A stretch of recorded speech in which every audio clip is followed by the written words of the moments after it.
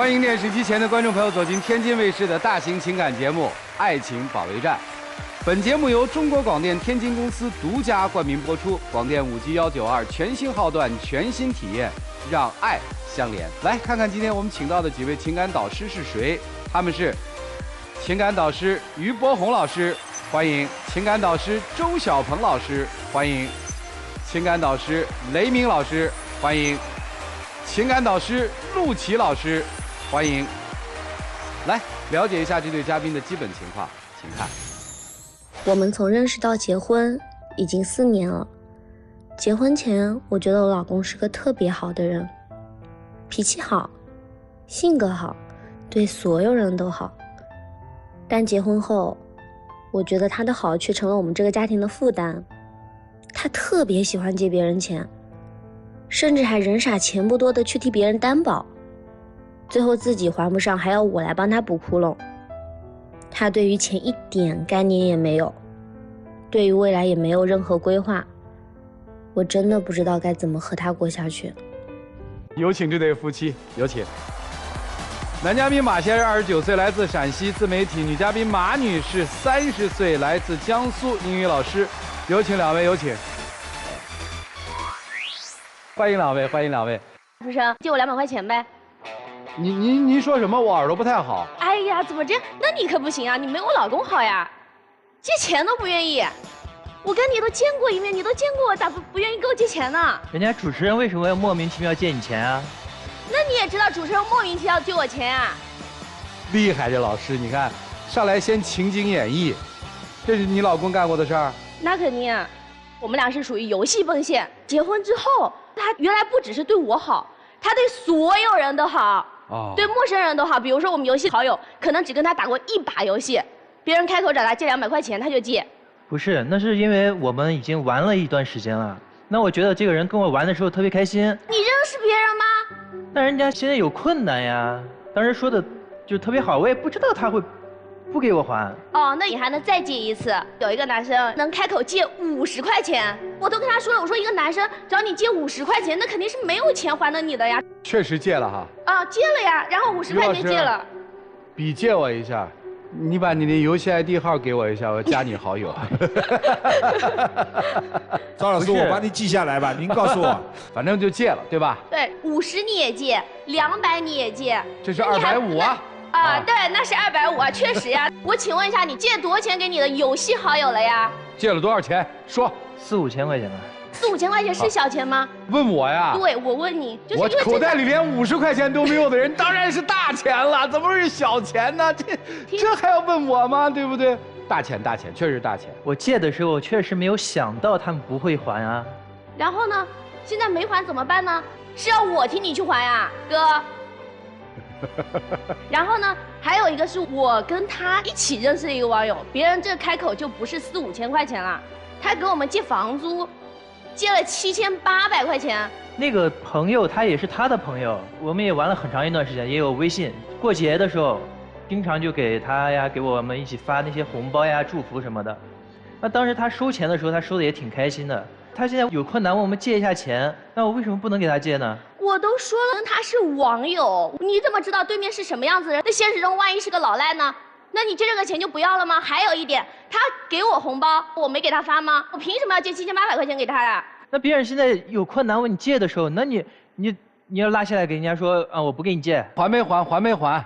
还了，是还了，半年还你1500，我再半年还你1000。别人最后是不是给你还了？都还完了吧？那还有没还的账呢？还把钱借给谁？这钱是他借给他姐开淘宝店的。主持人，这个事情是这样子，因为我姐之前她干过这个服装生意，然后她现在就是因为资金的问题，然后需要3万块钱，她现在需要帮助。那你借钱的时候怎么不跟我说呢？我如果给你说了，你是不会同意去借的。我为什么不同意借钱啊？我是什么尖酸刻薄的人啊？因为他姐姐之前开了一个店，开了一个服装店，但是倒闭了，又一直在赔钱，然后他这个货款也没有清，然后他又跑去跟他弟说他又要开网店，账呢你都没清，你又往外借一笔钱，那就是因为他现在的这种，你是增加他的负担吗？还增加你的负担呀？就是因为他现在这种情况，所以我不能跟你讲。我跟你讲，你肯定是不愿意给他借的。啊，行，那我就问他什么时候把这个钱给还了，这个没有问题吧？没问题，没问题。对，你看你姐说的是什么话？发语音我没听到吗？那天我发语音的时候，我自己拿她手机录了个屏，我今天还把那个屏给拿过来了。现在年轻人这么猛啊！看。我坐这儿我越讲越生气，真的，我就想不通了，就这点钱就一个劲儿在那说，那我现在都成这个样子了，浑身的账，那怎么弄？把我逼死啊！他就那么尖酸刻薄，就非得这会儿我给他还，他缺钱吗？一进你们家，你到处都是东西，又不光你一个人花钱，把那些东西全部加起来都能卖几十万了吧？反正你们就逼我吧，反正也不是说你逼我吧，你就让他逼我吧。看着他，我就觉得茶里茶气的。一开始你俩结婚，我都觉得他就不配你。反正你俩现在就是，你虽然是我弟，反正你俩现在结婚了，你俩就是夫妻俩，现在就不管我死活呗。我现在反正豁出去了，把我逼的，反正我没有，我就是不还，你能把我怎么地？你就问他能把我怎么地？你也听出来他是什么听出来？听不出来？气话呀！哦，我只是问他什么时候还钱。是。他就说我要把他给逼死。我做什么了？我借钱了，我还成了恶人了，是吧？你现在也知道他的情况，那你现在一直问他要，他也给不了你啊。那我就不该要。行，这个姑娘，我一开始觉得你逻辑还挺清晰的。听到这儿，我发现你完全是一个情绪控。那比如说，来把那个图拿回来。我要生气的是下面那个，下面应该是老公回的吧？我当时也不知道他是这样啊，他现在天天因为这个事儿跟我吵，都快烦死了。我要在意的是这个。他跟我说过了呀。这是当一个家里面的人用这种方式去描述你的时候，你的先生是赞同，你应该更多的愤怒来自于对他，而不是对于他的家人。你把这个主次关系搞清楚，咱这事儿就过了。如果没有记错的话，说什么他给别人担保是怎么回事？那个情况是这样子的，是我哥想开一个那个烧烤店，把他的怎么样经营的模式啊，或者是怎么服务的这个流程全都给我讲了，然后我才去给他担保的。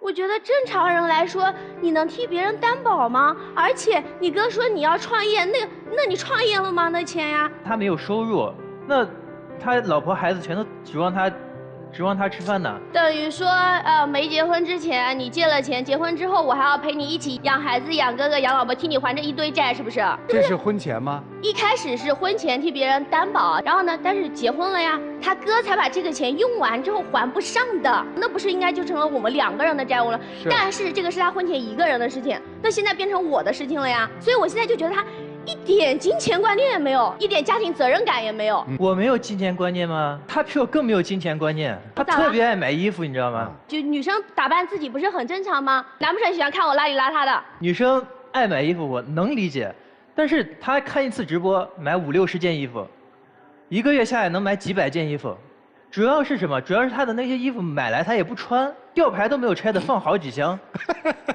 还有一些衣服是穿不出去。我刚好出门的时候把这个衣服拿了一件，就是这样子的，大概就是这样子的衣服。主持人，你会允许你的老婆穿这种衣服出去吗？你这问题问得很奇怪，你得问说你媳妇儿会买这样的衣服吗？对，人是有审美的，你的审美是什么样，而他的审美是什么样的？挑媳妇儿我没有办法接受呀。而且就算你没法接受，你选人家干嘛呀？对，而且我说我这衣服怎么穿不出去了呀？而且他不说这个是衣服的话，我以为这个衣服是这样用的，围嘴。我吃饭的时候是这么用的。我这个解释一下，因为我平常除了自己当老师之外，我还会去拍照，那我是需要一些上镜的衣服，这有问题吗？我没说有问题啊。但是你刚才说了，说你老婆有审美什么的，我说了我有上镜需求，我说了我要拍照，我有舞台表演的演员是有这个。是。对呀。我觉得 OK 的。上镜也分怎么上镜。那不管上镜拍照呀。我们还比较了解上镜需求的事儿。那 live house 开业，那我穿棉袄去。没问题。主持人，我把那个我家里面的那个他的衣服的那个视频我也拿来了，欣赏一下。对，这里是他每次出门房间里面就会变成这个样子，衣柜里面的衣服已经塞不下去了。这里是另外一个房间，给他放了一整面墙的衣服。还有这里是厨房，没有办法做饭了，全是他的衣服。他如果再买衣服的话，我现在只能放到卫生间里面去。我说一句哈，我这衣服是可以变现的。你呢？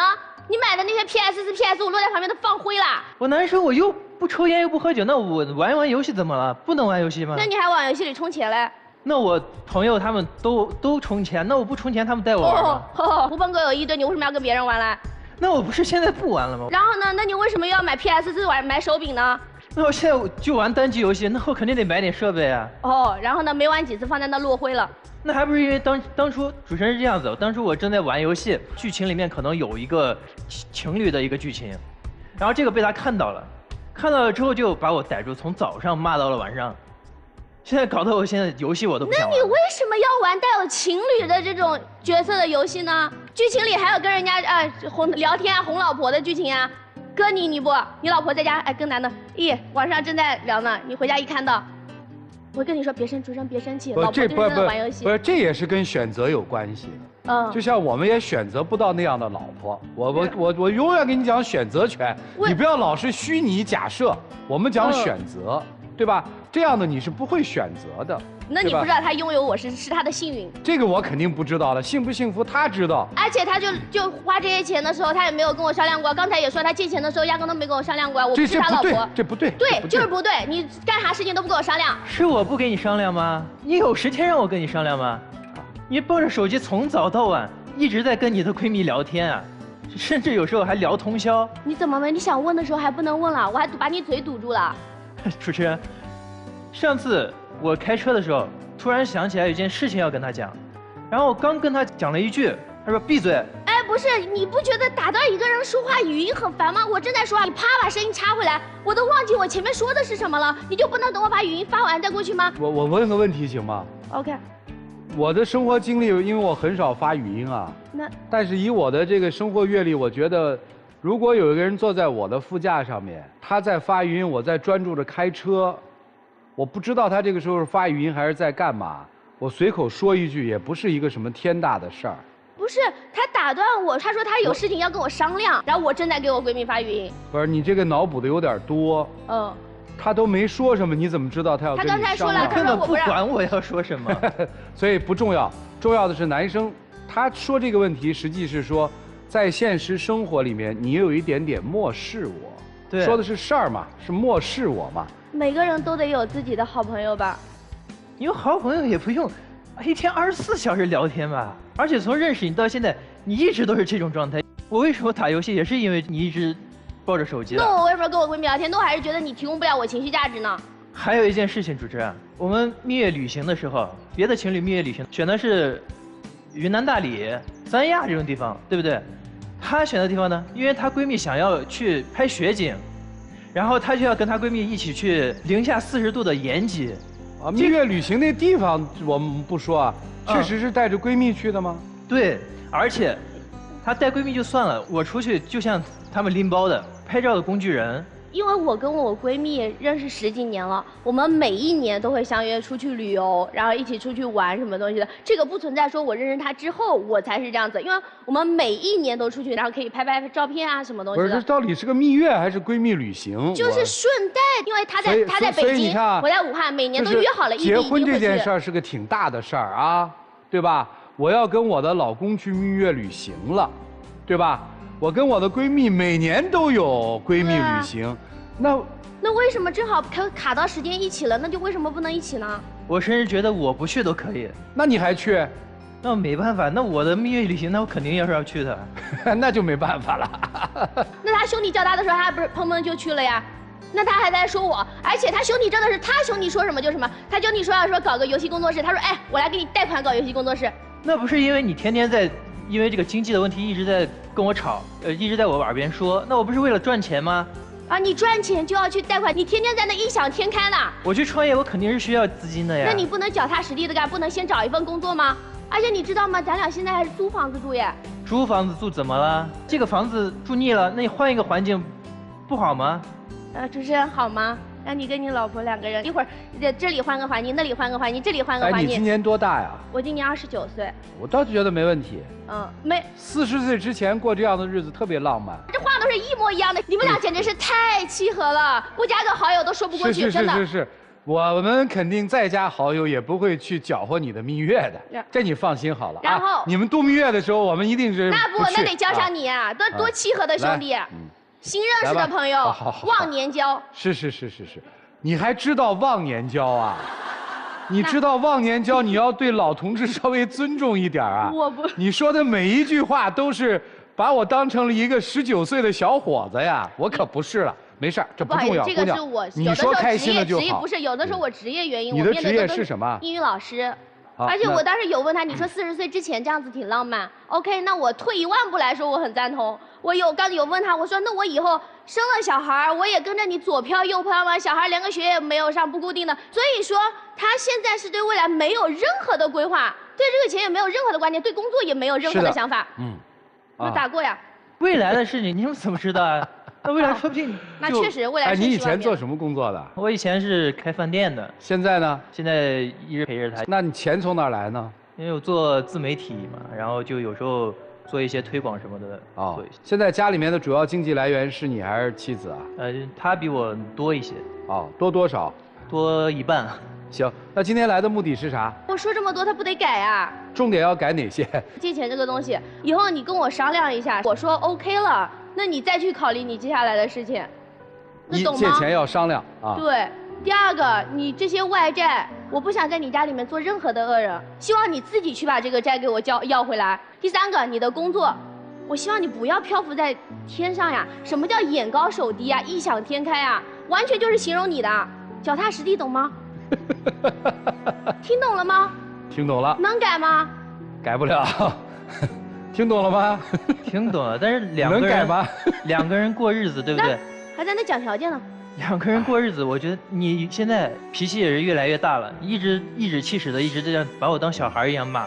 那我有时候想跟你去沟通，你不敢呀，对不对？太可爱了。而且你也没时间让我跟你沟通。行了，不想听，别跟我在那讲条件。不是你，反正都这样了，你带他来我们这儿干嘛呀？那我就是让他改呀，那不得你们说吗？你们听吗？我说的话左耳听右耳冒，天天在他耳边说。我们是不对，他每次好行。今天我们算是您请来的帮手是吧？行。来，各位帮手啊，该你们上场了，让我们一起进入丘比特问卷。你们2个人都姓马。对。但是今天我感觉你们不像夫妻，更像彼此的差评师，一个是败家老公，一个败家老婆。你对外大手大脚，他对自己大手大脚，你们的日子还怎么过下去呢？帮助别人这当然是好事，但是需要有分寸感，量力而行。另外，要看清楚是什么原因借钱，还有你有什么资格去担保？你是对家不管不顾了呀。我更多的感觉你是通过借别人钱，感觉自己被别人尊重，有一种满足感。当然，您刚才差评你妻子的1个月网购这么多衣服，你有1000条理由万条理由，在很多老百姓眼里这就是败家老婆。你不要以你的工作，大家都懂。我就不是需要他去付，我起码能负担得我自己的衣服，这个是 OK 的吧？我自己买衣服，自己拍照，自己拿衣服花钱。但是你们现在什么关系？夫妻啊。夫妻关系是不是你的工资也是他的共同财产？我想买100件就100件，你对这个家有责任吗？那我的工资在负担我的情况下，还有富余的替他去还这是你们的事情，你愿意还是你愿意，你不愿意还完全可以把他踢出婚姻的，这是你的权利，对，法律保障您。对，所以你们2个人的问题，并不是说大手大脚的问题，所以就是他的问题，而是你们2个人对婚姻的态度，对自己未来幸福的态度，都一样，都一样。我们说夫妻关系又称为亲密关系，你们2个人的夫妻关系毫无疑问是假性亲密关系。但是生活不是游戏，你们这样是过不下去的。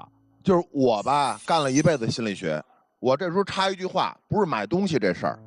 刚才于大哥说你们这婚姻可能走不下去那个瞬间，女方急了，女方立刻就在开始说我为婚姻做了什么。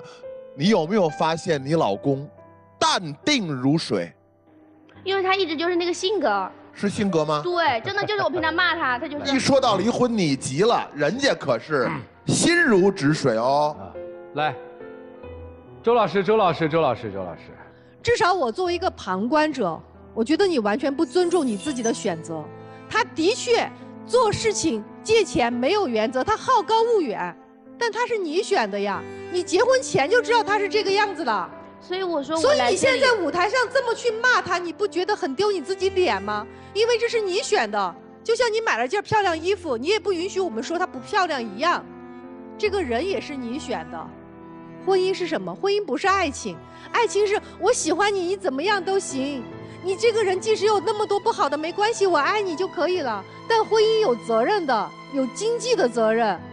有共同抚育未来双方父母养老的责任，还有可能你们有孩子以后有孩子责任，还有一个家里的亲戚朋友的责任，你们可能都有。婚姻有一大部分是社会责任，你没想过吗？如果你真的很爱他的话，如果他真的是一个不知道怎么去相处关系的人也好，你可以引导和教他。如果他真的是一个花钱无度，他不知道该怎么去给别人有钱的边际的人，你真的可以离婚。我不管其他的，我至少知道现在有一个点，如果你俩彼此都不互相尊重这段婚姻的话，不如早点离吧，因为你们不把婚姻当事情，你们把婚姻当儿戏。所以两位29岁、28岁，好好想想接下来你们要怎么把这段婚姻经营下去。但是想的一个前提是如何能够真正的尊重一下对方。我现在怀疑，有人不是嫁给爱情，有人是嫁给心。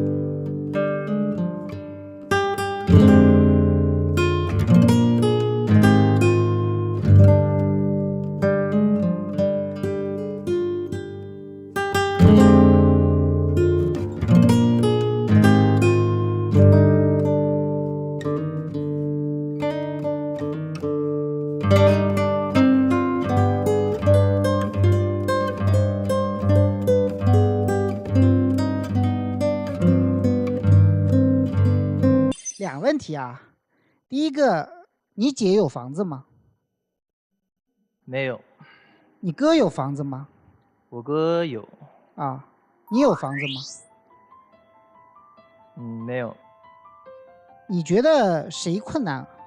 都挺困难。都挺困难的。有房子的不困难，还是你困难？我困难吧。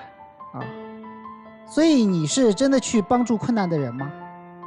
那我当时是觉得他需要我帮助。对。而且，所以稍微理清一下，你就发现跟困不困难没关系。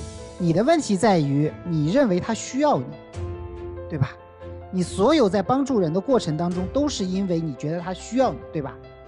对。那为什么那么多人需要你的时候，你都会愿意去帮助人家？是因为你人好吗？也不是，因为当时说的时候，我觉得挺有道理的。对，因为他对你的需要触发了你内心的某种多巴胺，对吧？差不多。所以我们稍微挖一下，从第一性原理里面你就发现，你在所有这件事情上，不是因为他是个老好人，或者说他人特别好，而是因为别人对他的需求、对他的需要，会让他感觉到自己的存在价值。这是他在生活里面的第一逻辑。有的时候不要自我感动，你其实是丧失了自己生活原则的人。到最后，你看你想让所有人都需要你，然后你觉得我在所有人的面前都是一个拯救者、帮助者，但到最后为什么所有人都在欺负你呢？你生活的原则已经丧失了，这是你现在生活落到现在这个状况的一个本质嘛。为了一时的存在感的满足感，而丧失掉了生活里面真正的原则，然后你不断的逃避争斗，到最后你不会拒绝。所以要看到自己的一个人格缺陷和自己的能力的缺失。我说这个东西你可以认同吗？可以啊。好，姑娘，承认自己有错很难吗？有一点。那你觉得在这个舞台上，你对着主持人上来就指着他鼻子这么说，是对还是错呢？不对。其实你的问题是什么？你的问题啊，你很缺爱，你对于情感关系是有依赖感的，你在人际关系上面是有强烈的紊乱的，然后你在情感关系上是有非常非常非常强烈的依赖，所以你是不可能离婚的。你对他的依赖感是很强很强的，他要有一天离开你就崩溃了。你们两个人事实上本质上来说就是全部都在人际关系上有强大的缺陷，所以反映到生活会变成这么一个状态。你在舞台上喋喋不休，你在那边好像是我情绪很稳定，不是的。所以在我看来，你们两个人组合正确的，因为你们互补了，所以你们两个人其实最应该做什么？你们两个人应该成为战友，你们应该去制定一个共同的目标。打比方说，刚才雷老师说的特别好，6年内如果要生孩子的话，那我们要买房子，我们要生孩子，那我要存多少钱呢？比如说我在6年之内，我们两个人每年存10万块钱，我要存60万，有了这60万，我们可以生孩子，说不定小房子可以买一个了。好，那么如果我们每年要存10万块钱，那是不是我的衣服就得少买？不用他来告诉你，你自己想。那对于你来说，是不是有些钱我必须要回来？如果要不回来，那我孩子以后没有房子住，也不需要他告诉你，你自己去想。这个时候你们两个人需要去改自己在人际关系模式里面的一些缺陷，你们人格缺陷。比如说你要去学会对抗那些曾经对你有需求的人，那些所谓的假的满足感。所以对于你们两个人来说，我觉得最简单的一个方式就是从此以后我们不要相互指责，我们去做战友。你看着我的问题，我看着你的问题，然后我们去制定一个计划和方向，然后再好好的走下去。就这样。好，谢谢陆琪老师。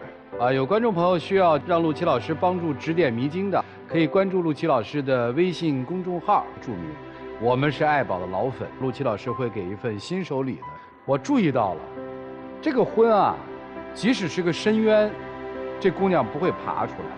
当你们在肯定的说这段婚姻要怎么样的时候，这姑娘的下意识动作，眼泪，点头，这是她下意识的。但凡你们要说，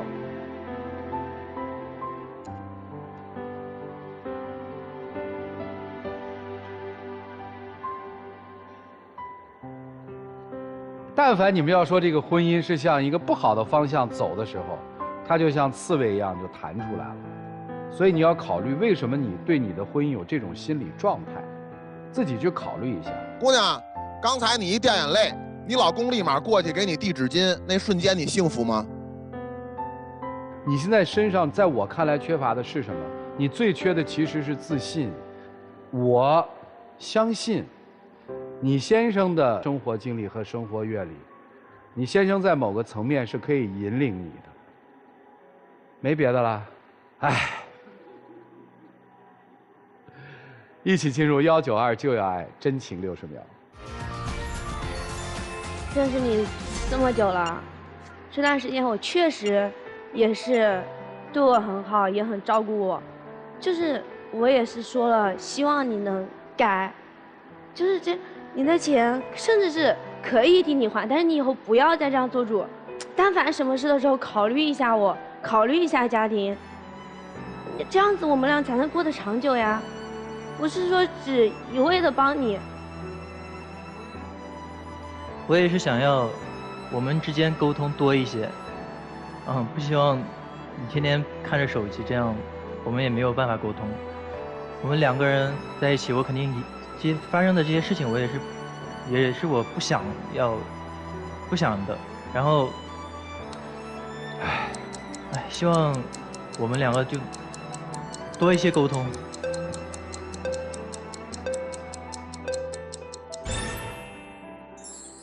谢谢2位，请回吧。电视机前的观众朋友，我们栏目的唯一官方报名热线是0223606301，有情感困惑的观众可以来电报名，不收取任何的费用，小心被骗。来吧，看看他们自己作何选择。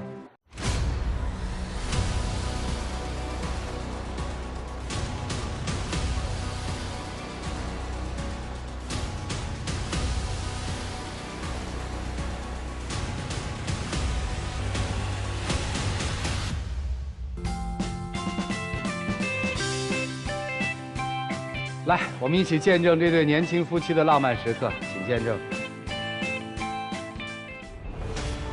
就是希望你以后在做什么事情的时候都能考虑到我。他也希望你以后不要当小孩一样凶我。那你能干嘛？你还爱不爱我？肯定爱你。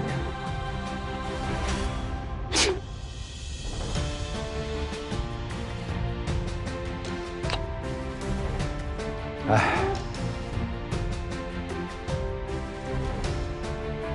点亮灯。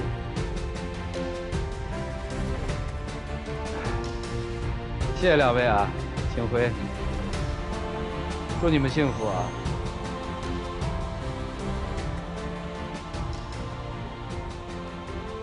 谁听见刚才他们俩说悄悄话了？那个满场说我又能挣钱，我长得又漂亮的人，最后问你还爱不爱我？这对，就刚才特别想说的，就是在一段亲密关系当中，有一个人发出了说你还爱不爱我这种特别不确定的提问的时候，这关系就是已经出现了严重的问题嘛，感受得到了嘛。来，我们了解下一对嘉宾的基本情况，各位请看。我们办婚礼到现在已经6年多了。由于当初我俩呢也是闪婚，婚后啊，我才发现我老公是一个特别不靠谱的人，每天就知道做一切不实际的梦。我承认，这些年我确实做了很多错事，可是我也不想了，他打我骂我，我都认了。我为了这个家在不停的奋斗，可是他倒好，就知道败家，这样的日子我和他真的是过够了。我知道我老婆为了这个家，这些年真的很不容易。我只希望她能够再给我一次机会，我一定会好好弥补她。有请这对嘉宾，有请。男嘉宾于先生34岁，来自吉林个体；女嘉宾樊女士33岁，来自吉林个体。有请2位，有请。主持人，各位老师好。又来一败家的是吧？对，主持人。谁败？对，主持人，我不败家，谁败家？他败家是吧？对，我老公特别败家。啊，咋败家呀？说说吧。我和他呢，2017年在网上认识的，6、7个月就已经闪婚了。他结完婚，本性就开始已经暴露了。刚开始认识的时候，这小伙瞅着挺稳当的，有工作。但是呢，我俩办完证之后，他可倒好，天天打游戏，结果给这工作也打没了。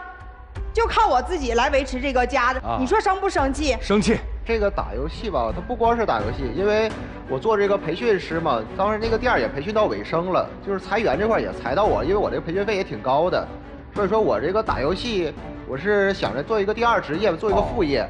因为我朋友打游戏，专门是做这个游戏主播，收入也挺可观的。你看别人干嘛呀？把工作也打没了。我跟他我都老生气了，一天都上老火了。别老上火。他说打游戏不是他想作为一个职业吗？他后来去做了吗？他没有做。把我们家有一个房子的钱30多万都打没了，结果这事儿他也没干成。打什么游戏要打30多万啊？他说今儿买皮肤，明儿买这买那的，我就想不明白，你买貂了还是买啥了？能买出去30多万？其实当时我玩这个游戏吧，也是为了挣钱去的，因为你装备不行，也没人看你。开始投入是挺少的，后来这眼瞅要这个直播投流了嘛，我就投了一段时间，所以说一下就花了30多万。完了后期啊。哎，这号还封了，完我这窟窿不违规怎么会封号啊？啊，也是有违规的地方了。主持人，你说他气人不气人？这当然气人了。我也挺生气，我当时把我们家桌子也周了，照片我也都扔出去了。我把他手机也砸了，我给他2个大嘴巴，我也说你别回来，咱也别过来。我上我妈家住去了。哎，他倒好来找我妈，又求我妈，又这个那个的。后来找我丈母娘，完了跟我丈母娘说了，完我大姨子那块也帮我说话，完了我俩才好的。这他也原谅我了，这不是原谅了，不就没事了吗？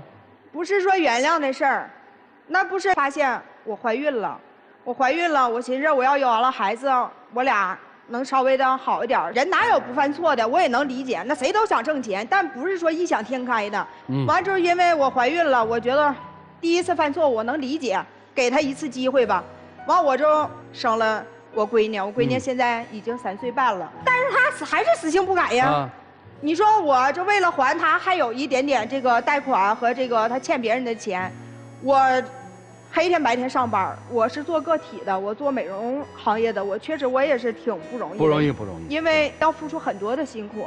我记得怀孩子5个月大的时候，我自己上天津，我开车，高速上他前面有撞车的时候，我那个车急刹车了，当时也给我自己就是这个肚子，因为不是特别大嘛，碰了一下，当时我也挺害怕的，车上的所有东西都推到了前面，还好是没有出事儿。这包括我都快要生孩子了，我白天还在工作，我晚上去生的孩子，我出了月子28天，我第29天的时候我就已经上班了。我为了这个家，我辛辛苦苦的。我怀孕这个期间，他还是不上班，他还是这样。结果他干上什么了？不玩游戏了，他改了，他干啥了？干榜一大哥了，刷快手、刷抖音，给人刷礼物，一下刷出去70多万呢。不是你什么情况啊？因为这个当时我就是接触这个自媒体了，我当时觉得干个网红带货不也挺好吗？咱这也能听说会说道的。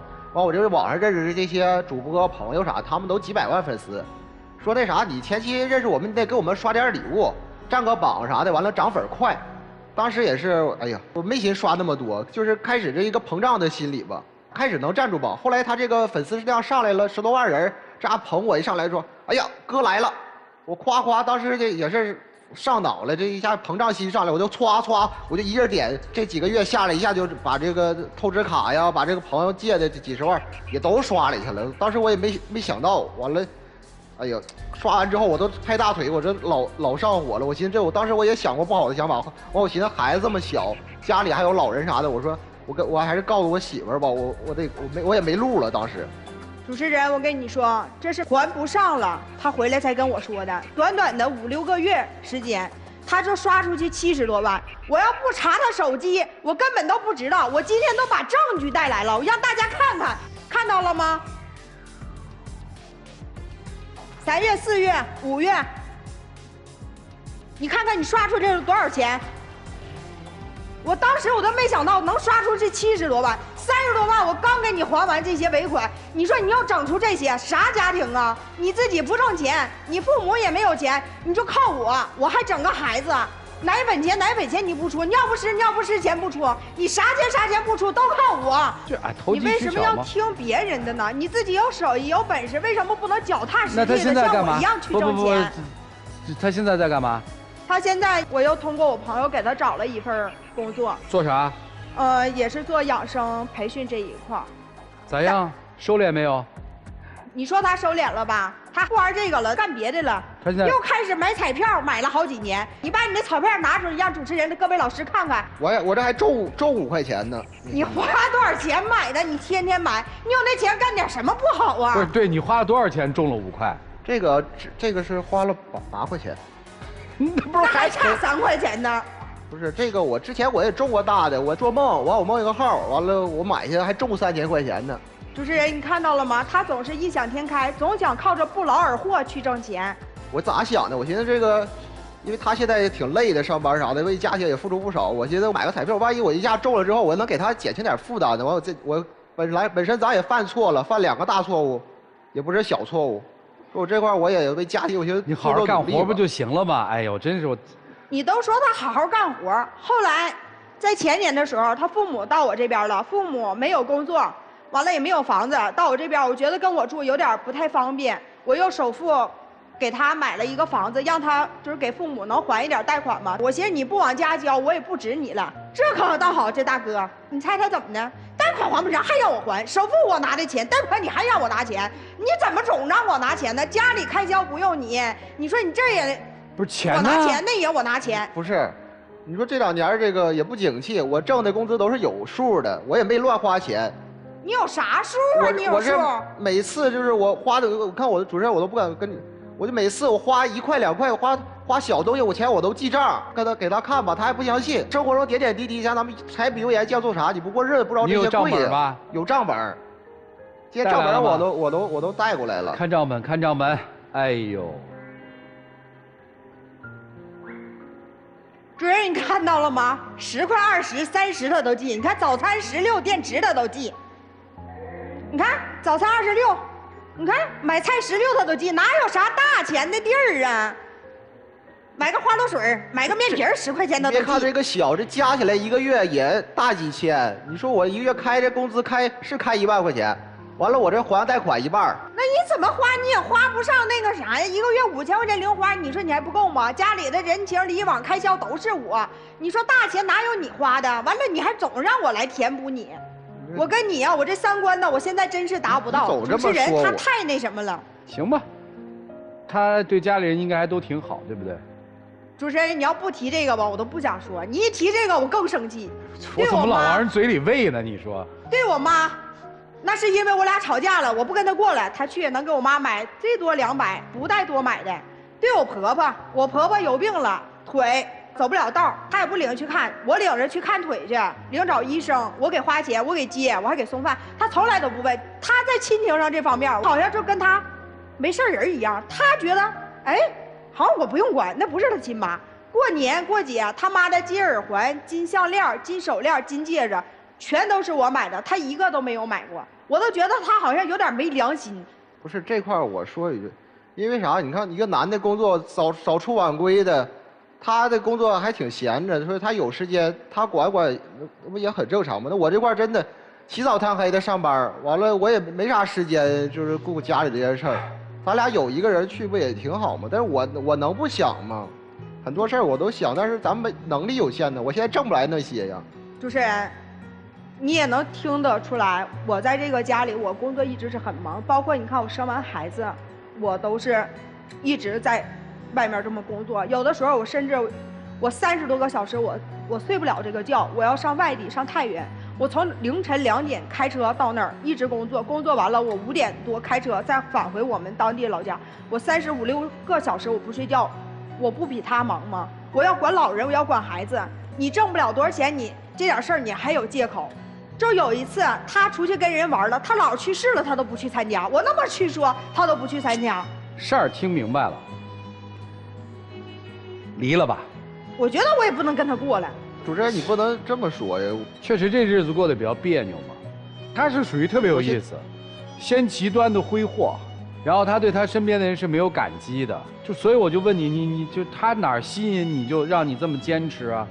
我就觉得我要离婚了，孩子也挺可怜的。他爸他妈，你说也没有工作，也没有什么的。我俩真离婚了，他妈他爸咋办呢？和孩子？孩子你带着呀。我是能带着，但是你说老人，我俩一离婚了，他什么都没有，父母上哪儿去住去？我可能就是一味的软弱，心疼老人和孩子，完觉得这个家要是真是离婚了，孩子我觉得挺可怜的，就是。可能他抓住我这弱点了吧，他一味的这样的。那你今天来的目的是啥呀？他总说能改，但是确实是不犯之前的错误了，但是他又出现新毛病了。就永远没长大嘛，是吧？我也在一直陪着他慢慢的长大。哎，这比妈还妈。哎，行了，你们听听老师们怎么说吧。让我们一起进入丘比特问卷。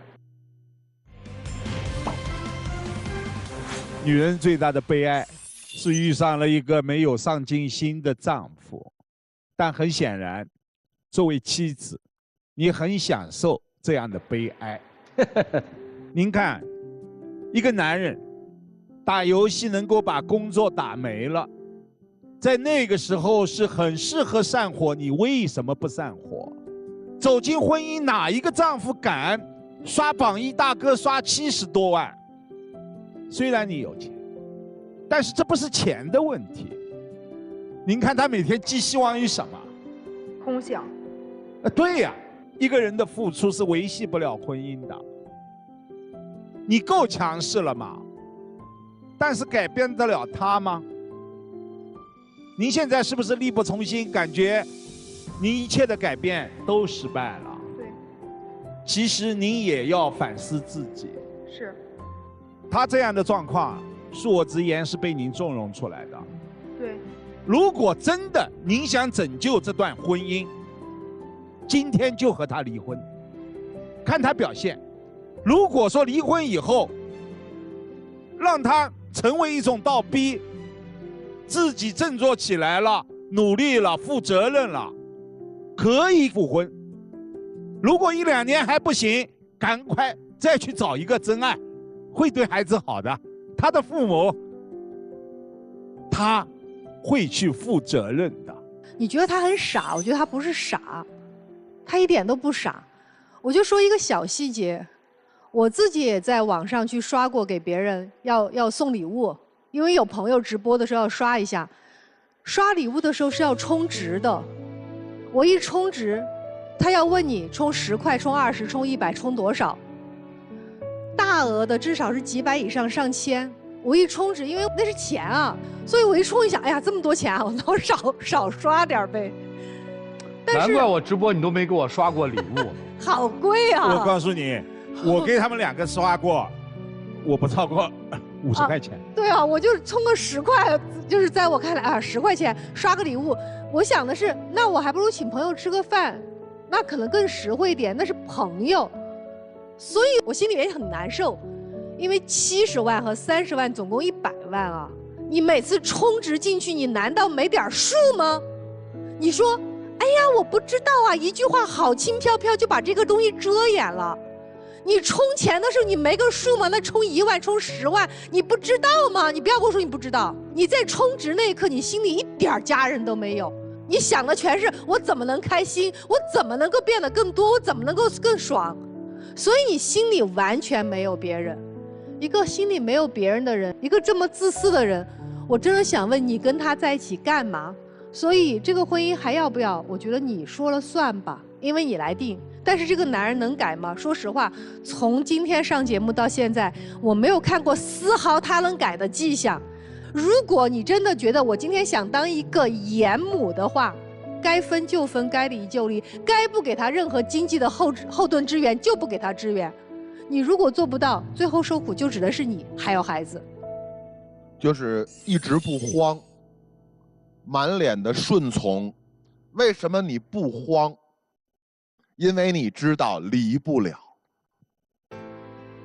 你知道我只要满脸的顺从、痛苦，乖乖的，离不了。你们这些劝人离婚的人特别没劲，为什么呢？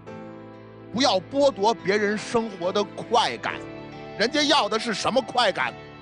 要的是我用特别幽怨的状态跟所有人说我多不容易，我多努力，我的生活虽然苦，但是看我去太原谈生意，我去天津谈生意，我自己去，我是多么的强大。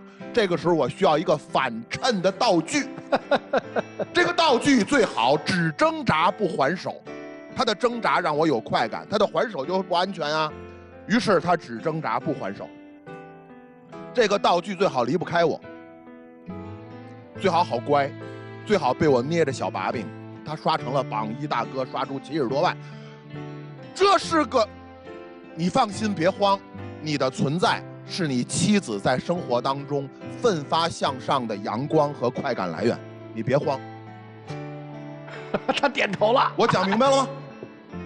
我讲明白，您也不用假装一定要离开他。有些人来我们这儿是真的痛定思痛想离婚，有些人来我们这儿是所有逻辑判断我真的该离，但我又不想离，我去爱情保卫战给我不离，在我自己心里找一台阶儿。雷老师，我也是奔着您来的，您千万别，就是给我您千万别判断。我这人实话，我不给您判断，有快感自不离，而且您也不用特别不好意思。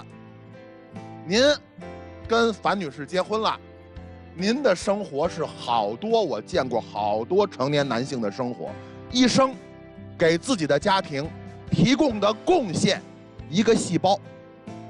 除了这个细胞之外，只给家添乱，不给家帮忙。但是，自己的老婆看着自己的孩子，就得给自己一口饭吃。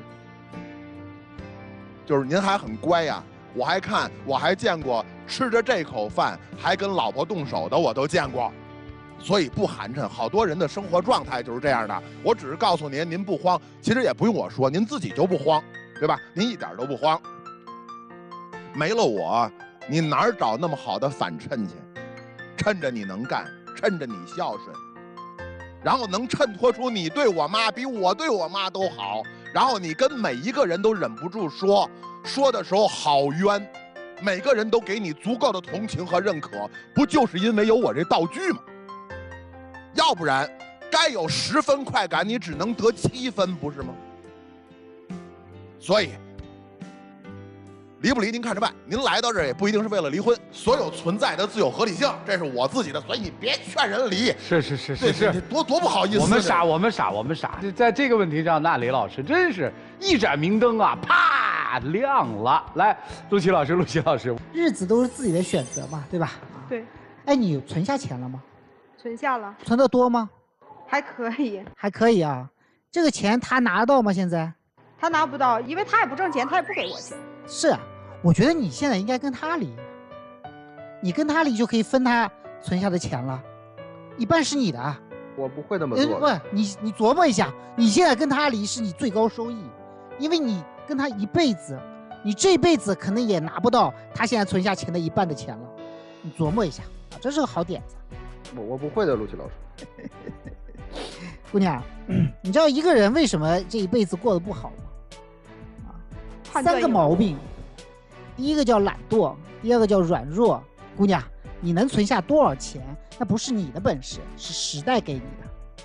你今天是能挣钱，明天你要不能挣钱了，你觉得这个男人还会跟着你吗？你觉得这个男人还能照顾你吗？他今天怎么对孩子的，他今天怎么对妈的，他明天就怎么对你，甚至可能还不如。为什么？因为你当时没有妈对我那么好。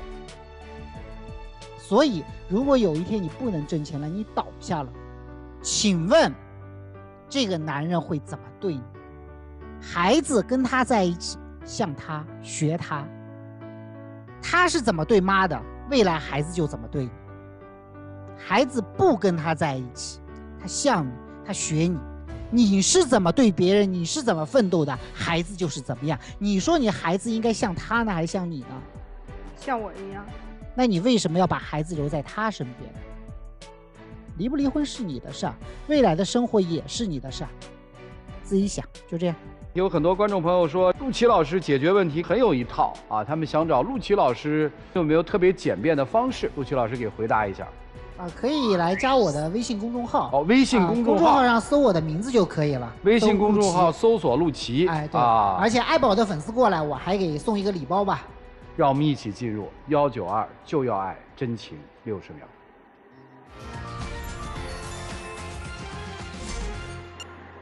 老公，我还是希望你能得到改变。过了这么多年，我也现在认识到我对你的这种爱和惯纵是一种错误的。一个男人应该承担起一片天、一个家和一份责任。我不能再这样的去惯纵你、纵容你了。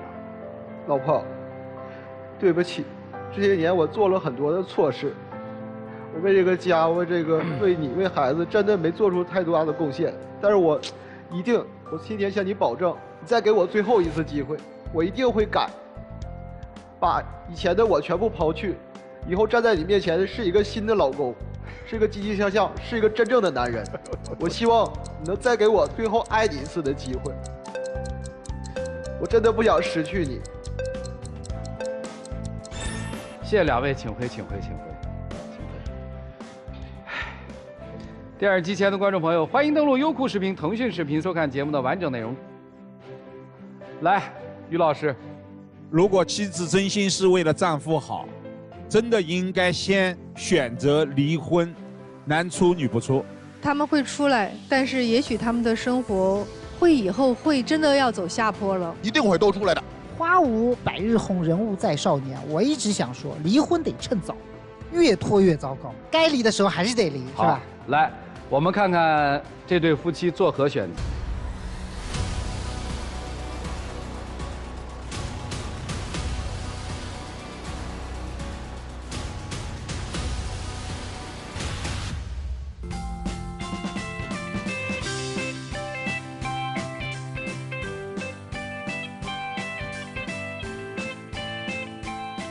好吧，一起来见证属于他们的浪漫时刻，请见证。对不起，老婆。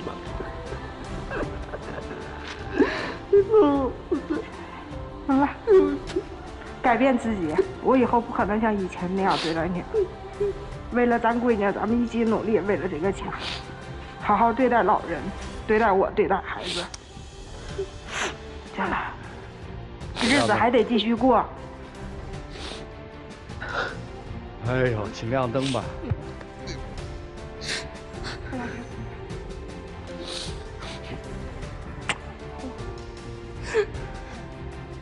一定要发自内心的去改变自己，男人就得顶起一片天，不能总让女人在前面冲。知道了，老婆。那么多的钱和事情。行，谢谢两位，回家训子吧。谢谢，请回。谢谢各位老师。请回，谢谢主持人。谢谢。